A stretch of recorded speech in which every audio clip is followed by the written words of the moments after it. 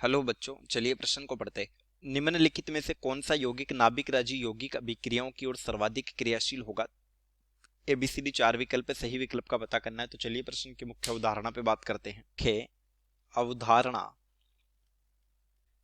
देखिए, NAR का वेग यानी नाभिक स्नेही योगात्मक अभिक्रिया न्यूक्लियोफिलिक एडिशन रिएक्शन का वेग इलेक्ट्रॉन ग्राही समूह की उपस्थिति में बढ़ता है, यानी इलेक्ट्रॉन आकर्षी समूह की उपस्थिति में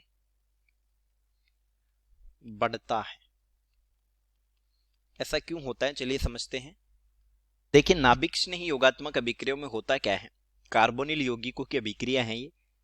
C द्विबंध O प्लस NuE, यानी ये कोई अणु है नाभिक स्नेही, इलेक्ट्रॉन से नहीं।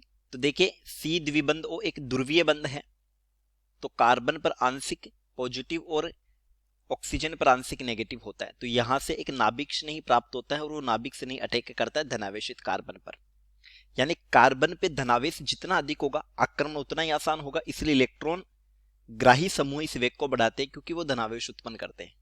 तो ये बना CO माइनस, यहां नाभिक स्नेही, अगले पद में इलेक्ट्रॉन स्नेही योग होता है और ये बन जाता है CO इलेक्ट्रॉन स्नेही और यहां पर नाभिक स्नेही।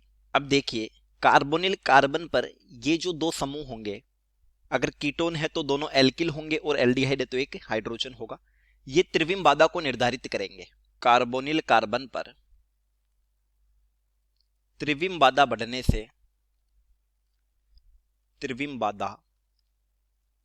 से नाभिक स्नेही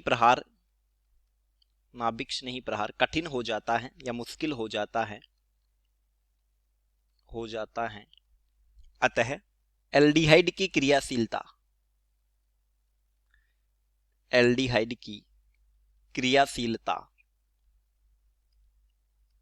कीटोन से ज्यादा होगी, क्योंकि एल्डिहाइड में क्या है कि एक तो हाइड्रोजन होगा, इसलिए त्रिविम बाधा 50% तो कम हो जाएगी। यदि कार्बोनिल कार्बन पर उत्पन्न आंशिक धनावेश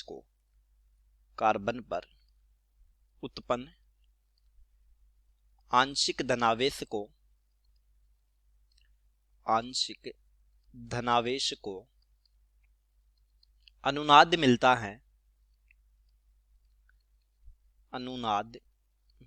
है तब वेग घटेगा। विकल्प सी तथा डी में कीटोन दिया है और कीटोन की क्रियाशीलता एल्डिहाइड से कम होती है, तो ये दो तो अधिक क्रियाशील नहीं हो सकते। बात करें एसिड एल्डिहाइड और बेंजील्डिहाइड की, तो देखिए यहां पर आंशिक धनावेश और यहां पर आंशिक ऋणावेश, इस धनावेश को अनुनाद के कारण धनावेश कम हो जाएगा, तो हम कह सकते हैं कि यहां पर सबसे ज्यादा क्रियाशील एसिड एल्डिहाइड होगा। तो उत्तर विकल्प ए। चलिए, उम्मीद करता हूं प्रश्न समझ आया होगा। धन्यवाद।